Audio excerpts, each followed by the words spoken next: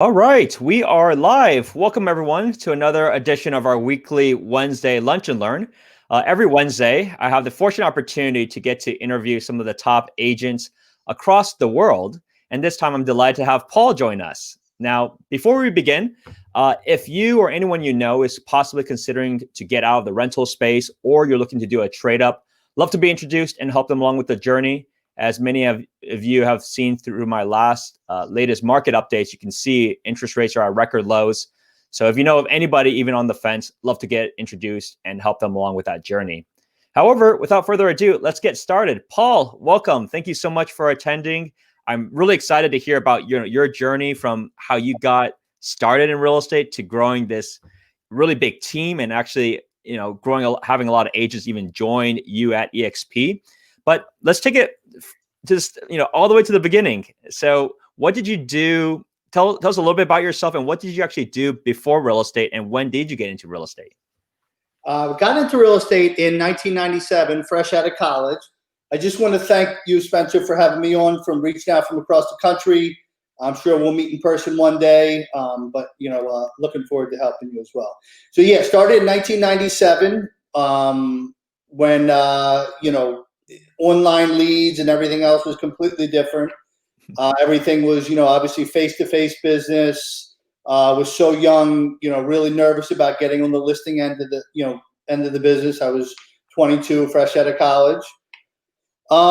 Really didn't start clicking, for the first 5 years. Once you make it to about your fifth year, you start to get some repeat clients and understand this. You kind of take it more as a career than a job. So it's been good. I was at Remax for the last 15 years. I switched to EXP October 2018. Been pleasantly surprised here, and obviously growing the business, and just really buckling down and doing the stuff that works, and keep doing deals. Nice. And so what back in the 90s, like going straight out of college for real estate isn't too common, right? A lot of people may choose some sort of career and then eventually they get into real estate later on. What gave you the confidence, or how did you make that pick? Like, because you're 22 and I'm sure everybody at that time would ask, what does a fresh college grad know about real estate? They don't. They don't. Right. I hadn't bought a house yet before. Had no experience in real estate. I actually called off a newspaper ad to a company called Kai's Company, which was just a Florida-based real estate company that has probably 3,000 or 4,000 agents. Lucky enough, I got introduced to he was number 2 agent in the company. I became his buyer's agent for about 5 years. Had a mentor, which is great, and took it from there. But at the beginning, obviously you're struggling to pay bills. I think I was valeting cars at the time just to get by. 22 years old, you don't have much of a network except for anybody who's renting. Your possibilities of purchasing, wasn't that great. I did have family down here, which I did tap into their network, which was important. Got lucky with one big sale, my first year, which is about half the income for that year. And just kind of, Florida is a very transient place. So there's a lot of transactions down here to have. You just got to be in front of enough people to make the numbers work. So it's a great, one of probably California and Florida, probably the 2 best places in the country, I would think, where, transient enough deals to make a living. Nice. And just a quick recap. I don't think we covered it. Which area specifically do you cover? And was it always those areas, or did you move from one place to another? Great question. So Palm Beach County, Florida, which you're now seeing on the news, which is one of the epicenters for the coronavirus. So it's basically Boca Raton to about Jupiter, which is about a 40 square mile, which is where I went to college, valet park, delivered pizzas. So I do know this area very well. And that actually was easy transition because I did know enough of the neighborhood geographically to talk intelligently about prices and what's going on in the neighborhoods. I think the interesting part is, as you delivered pizza, you're actually driving and understanding the neighborhoods by and getting paid to do so. So it's actually probably not a bad idea for if you're coming straight out of school, like, and now it's not just delivery, it's not just pizza delivery. Now you have Uber drivers, Uber Eats, all this other stuff. So that's actually a very interesting way of someone maybe even now getting going to start understanding neighborhoods and other areas. Yeah, value. We got to see, 90% of the communities that nobody else could get into. Right. You saw who lives there, and it was a good experience. Yeah. Nice. And so tell me about kind of the evolution. So it's been about a little over 20 years now since you got started. Like when did you mentioned it took a few years to get going. When did you know at what point did it seem like it could become a career? Number one. And number two, when did you start saying, okay, well, it's getting so busy, I needed to bring on another person to start helping me? Sure. So, my first 15 years in the business, I was really exclusively a buyer's agent, where I was probably doing 90% buyer deals, 10% listings, just through word of mouth. It was about 2014 where I shifted to a listing agent, where I started actually spending money marketing, branding, and evolving more as a career, where I'm control your own destiny. You're getting the listing, negotiating the deal, and you really don't have a chance to lose the deal because you're on the listing side. Went exclusively only to not taking any buyers except for family out about 2 years ago. It's a scary shift to make. Wow. But I was basically 20 years in the business till I was confident enough that I could say I got enough going on the listing side that I can start a team, hand out the buyer's leads for a referral fee of 25%, and just really, really double down on the growing the brand, the listing side, and concentrate on growing the business. Oh wow, that's incredible. And what is your team makeup now? Like, describe the team makeup. So we run it like a team, but I actually don't take any portion of their commission except if I hand them a referral. So we, just like EXP, we run it like a family, like a nice unit, but we actually don't, no money changes hands unless one is a real referral. I've built up a pretty good name in the Palm Beach County area. So all the agents that work with me, that I'm partners with, do leverage the name if they like. They don't have to. They can self-brand as well. And if it helps them, they use it. If it doesn't, they don't. And we've built the core group is probably about 20 or 30 agents that are active that we're doing business. Amazing. And tell us a little bit about the local market, like what's been going on. I know Florida was one of the first places to open up. And I know you mentioned being the epicenter is certainly interesting in itself, but has that done much of an impact for real estate, or is life pretty good so from a realtor perspective? So yeah, from March 15th to about June 1st, we were pretty much shut down, where nobody wanted us to actually go into their house. So actually there was a mandate where we couldn't have open houses. We couldn't be face-to-face with the public.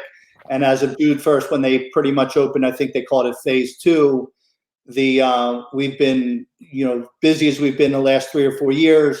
Obviously everybody's wearing face coverings. I'm in my home office now. That's why we don't have one on, but whenever with the public, obviously we're taking, precautions. And like we were talking, before, anybody that we're dealing with right now is very serious about buying or selling. I know there's been some changes in finance. I don't know if it's across the U.S. with anything over 510,000. We haven't had access to jumbo loans. Your price range in California might be more affected by that, but so yeah, we're seeing a lot of movement in all price ranges. I just don't know if the luxury market is going to be affected by this, kind of tightening on these jumbo loans. Mm-hmm. And so, from a price perspective, and from how long these properties sit on the market, has it gotten worse since the shelter? Has it gotten better? Like, what's the landscape on that from that front? So it's condos are still a little bit slower. People are actually thinking about moving out of condos into more single family homes just to spread out a little bit. But the average days on market for a single family house, if it's priced right, is a few days, which I would say before the pandemic was probably, we had an average of 30 to 60 days on the market. Wow. Pool homes now, Florida's been 100, 105 degrees lately. So a single family house with a pool that you can pick up around 500,000 probably sells the first day it's on the market. Wow. And do you see much of a migration from like New York? Like, do you see a lot of those clients? Because I've heard a lot of them may have at least relocated temporarily for Florida. Do you see that personally yourself? Yes, we see that, and we're seeing them purchase sight unseen. So Wow. they might tie up the property, come down during the inspection period, finalize the deal. But yes, most of our calls are from out of state. The sellers that I'm dealing with, because I'm dealing with exclusively sellers, are moving back to wherever their family is. So if it was, the family's in New York, sellers actually going back to New York to be with their family, but the buyer might be actually coming down here from New York.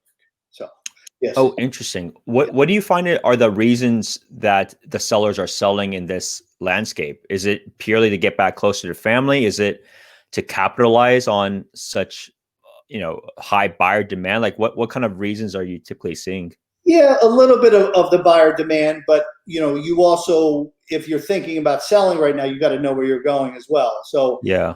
a lot of my clients are seniors. They want to be closer to the family. Just logistically, I have had some higher end clients that are thinking about selling just because there's a shortage of inventory. But most of them is to be closer to family. Got it. And what is the mood like these days? Because I know, like even in California, we started shutting down indoor dining again, and I'm sure Florida has started shutting down different aspects of business. Like, what is the general mood for your friends and the people local in Florida right now? Yeah, fear of the unknown. I think even if restaurants were open, it's not the same. You're going there and having a nice dinner with a waiter with the mask on, and you're nervous if anybody touched the menu before you. So the big chains, I think, are doing okay. The mom and pop, restaurants that don't have, probably the sanitation quality, they're definitely suffering. Mm-hmm. Got it. And so how do you look at your business moving forward? I know you have, a team of about 30 people that you actively work with. Like how do you feel like you're continuing to scale the business? And if you don't mind, if you can share how many listings have you done maybe last year and what was the production of last year so people have a sense of like how much you're doing?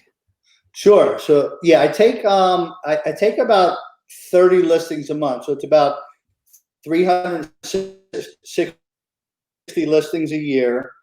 We probably sell 50 to 60% of them. So it's about 200 deals per year, all on the listing side. And the average sale price is around 200. So it's, 30 to $40 million in production, 100% on the listing side. So.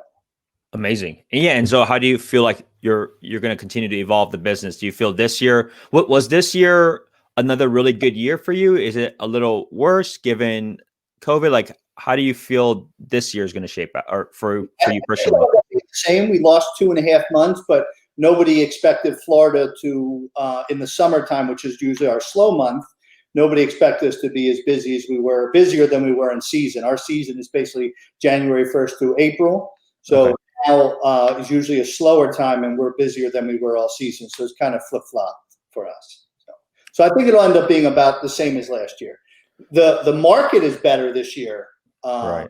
We did lose, 2.5 months of time. So. Uh-huh. And so how have you evolved your business?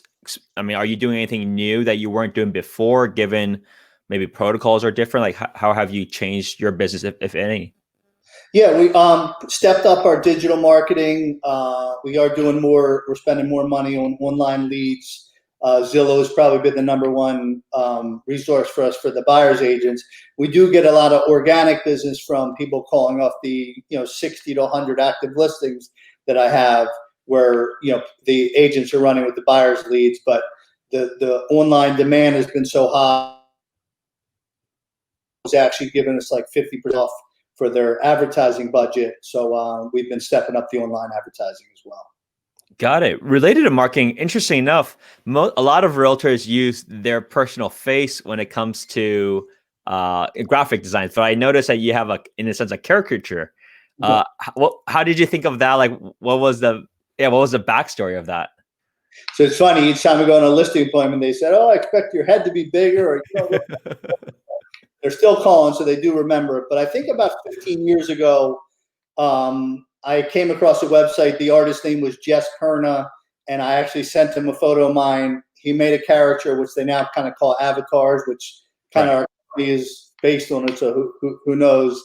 I guess I had the vision there a little bit, but it's just a funny little branding thing that kind of catches on, and I don't know. It just seemed to stick. I've tried to update it over the year, make the hair a little gray. Obviously the body's still skinny on there, but and I've had hundreds of agents say, "Hey, where'd you get that done?" Now, in today's day and age, we actually send the agents to Fiverr, and for the thing that I probably paid $200 for 15 years ago, they're getting for $15, and it looks more realistic than what yeah, everything evolves, and we actually have a whole seller's listing presentation where everybody has their avatar done by the same artist, and it just clicks. It really is right in line with our company too, so it's kind of proud to have it out there. I mean, it's definitely certainly unique, and that's one of the aspects, right? Is to stand out. And then you're right, even Facebook themselves, they started having their their avatar, which are really I mean, I was actually surprised because the avatar is based off of all your own photos. And so that's how they created it, why it looks many times very similar to the person. So they did that automatically in volume, right? To the billions of users that they had, everybody can create their own avatar. So yes, you're definitely same with Apple. I mean, with the emoji, emoji yourself. It's that's the way we're going. We know you're the tech agent, so you're on top. There you go. Cool. And so, tell me a little bit of the backstory of what you were at Remax for a long time, right? And so why make that move when you made that move? Were you already familiar with EXP during that time, or did you start kind of hearing about it? Like, I mean, obviously staying at a company for X amount of years is always difficult to leave just because you're used to the way things were. Like what caused that change? So yeah, it was kind of the perfect storm. Our Remax, I was there 15 years. The office I was working out of actually was closing down, and they were still going to charge us office fees. I had questioned the last couple of years the value of the brand name because I spent a lot of time, effort, and money branding myself. And when I was really looking at the advertising, I really wasn't taking advantage of the Remax name. So to me, for a mega agent, it's really dollars and cents. Remax does not have a capping system. So when I used to say to them every year, we tried to renegotiate. I said, "How much would you like to make off me this year? I'll either cut it at the beginning of the year, or we can come up with a number we could agree on." Right. And they said, "I'm sorry, Paul, it doesn't work that way. This is the way it's been since 1974. And we can't just do it for you." I said, "Well, unfortunately, the system is broken. You're penalizing me the more business I do." So that really, they didn't shove me out the door, but they said, "We can't make a special exception for you." My heart really wasn't into it after I figured I couldn't come to a deal. I was happy there, but if you don't know something else exists, then you don't know what you don't know. Right. So somebody introduced me to EXP, and as soon as I watched the video or learned more about it, and before I even knew, I said, "Let's open up an office in Delray Beach, the EXP office," not knowing that we don't even need an office, but that's how excited I was about actually joining and getting the ball off the ground. It's really just pure numbers. In 2018, I actually paid Remax $60,000 in fees, $10,000 in desk fees, $50,000 in commission. So if nothing else, was $16,000. It was just $44,000 in simple math. And I interviewed with one other company, which was Keller Williams, which very similar, but I think we have a better platform to work on, lower cap. No franchise fees. So, when I interviewed with Keller Williams, they said 97% of my clients would stay with me because of me, not because of the brand I was with. And that day after the Keller Williams interview, I did sign up with EXP. Amazing. And EXP has certainly changed and evolved, over the last couple of years. Not just from a pure, I think a lot of people are realizing, especially like this, what COVID has done is it accelerated people potentially making that move, right? Because back to like, why have a desk fee when there's no office you can even go to, period, right? So, I mean, that's kind of one aspect just from a pure cost perspective. So people may start questioning that. And then others may be questioning like, what kind of ongoing support is there, right? I mean, especially if things are evolving, things are gotten a lot more digital. And it's incredible, actually, from the brokerage level perspective, where there are a lot of like really big agents like yourself, mega agents, and huge teams that are really tech savvy and really digital savvy, making the move. And so it was really interesting. It's really interesting to see and track, because it's, a lot of areas, because on one end, I think EXP has like 40,000 agents now. So on one end, it's a lot, but on the other end, it's not a lot, compared to like a Keller Williams, which has hundreds of thousands of agents. So it's always interesting to see, and it's been certainly nice to see the major acceleration over the years, because now it just keeps doubling every year. So it's pretty cool. It was really cool to see.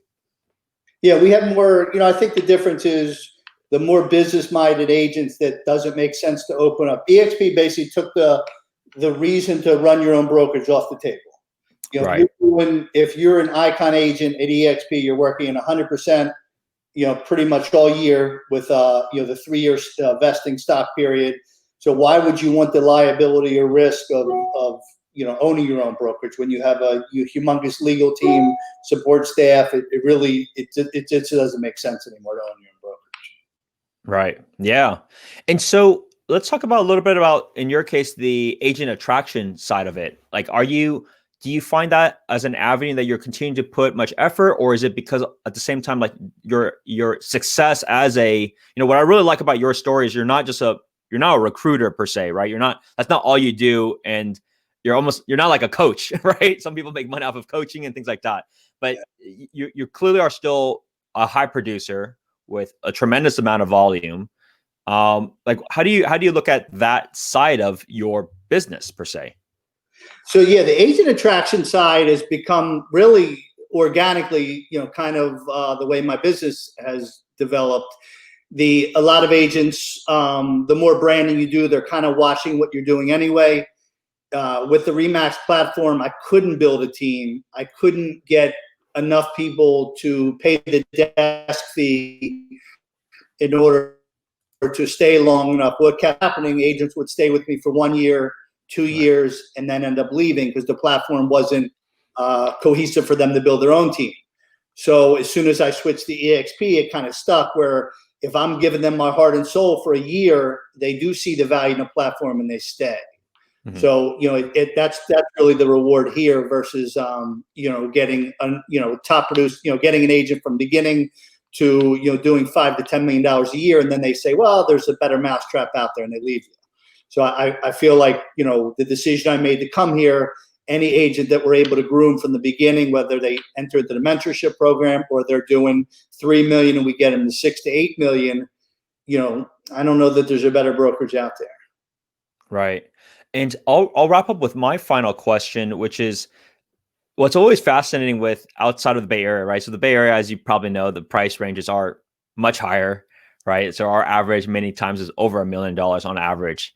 So but it's always very fascinating to hear about how you manage the sheer volume of transactions that you do, right? Doing 30 a month. I can't even think of logistically how you would do this.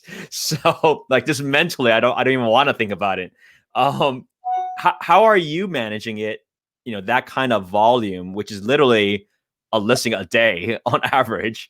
And there's just so many moving parts. So like, what tools have you used to help you just really keep sanity on your production? Like, what do you use? So I have a transaction coordinator who's actually a licensed broker who knows everything, who negotiates the deals. I go on the listing appointment. I do all the back end marketing. I do pretty much everything. Once the deal is signed and goes into contract, he takes over from there. but he's already established a relationship with the sellers enough that they feel comfortable that he's not just being thrown into the mix, after we're under contract and they say, well, who's this stranger? So really just a systematic approach. We do use another paperless system that is kind of unique to Florida, which is called App Files, which isn't available throughout the country, which is basically like, our version of SkySlow for Florida agents, where, so we do have, the technology on the back end where our e-sign is there. Everything's really just systematic. We use the same photography company each time. We have a professional writer that writes descriptions based on our photos. Whether I do 50 deals or 300 deals, it's the exact same process that happens each time. We spend the same amount of money, whether it's a $50,000 condo or $1 million house. Everything is so systematic that we really don't lose the personal touch, but everything is done pretty uniform. Wow. So you feel like with the systems that you have in place, you don't necessarily need to hire more people per se, even if you double the listing, or would you need to hire people? Is there a human constraint as you get to different levels? I think the transaction coordinator, I think if it was more than like, I think we'd probably max out at 20 deals a month, which would be like 240. Then you would start dropping the ball. Mm-hmm. But I really, I've, accomplished a lot in my career. And one of the more exciting things about EXP, if we can help somebody else be more successful, we actually get out just as much as that, personal satisfaction than trying to be the number one agent. And, I've been there, done that. And, again, it's just as rewarding, if not more rewarding, to help somebody, get their family started. First year they make, 6 figures, and that's really what it's all about. And that's really why your real estate business grows too. If you stop doing it for the money and you're really, really genuinely trying to help people, you will see your business will organically grow leaps and bounds. And it sounds kind of corny to say it, but it's true. It actually, when you stop thinking about this person's worth $6,000, that person's worth $20,000, and you actually get to know them on a personal level, just value the relationships, and the money will come. It will. It's hard to see. That's awesome. But it will come. Yeah, it's that. I guess the saying is commission breath, right? It may scare them away. And you're right. I found that myself. Like I never thought about it from a money perspective. I thought about it always as you do a good enough job. You help people be really happy with the choices, and good things are just naturally happen as a result. Right? You get busier than you thought you would be. You get potentially referrals. People think of you differently. So it's it's always been my mentality, but I think a lot of people should take note of that. If that, instead of asking why they don't make X dollar amount. Yeah. One of the key things that I think a lot of people in our business, especially some of the new ones coming in, they think it's a sales business. We have nothing to sell anybody. It's a customer service business. The only thing we're providing is product knowledge, market knowledge, negotiation skills. But at the end of the day, if you're representing a buyer or seller, they're probably not going to remember how long it took this, find the house or sell the house, or they probably won't remember the sales price or what they paid or what they sold for, but they will remember if they had a great experience with Spencer. That's what they're going to remember. And that's what, that's how you get your referrals, not based on the highest sale price or the quickest sale. It's how you took care of them and, walked them through the biggest transaction of their life.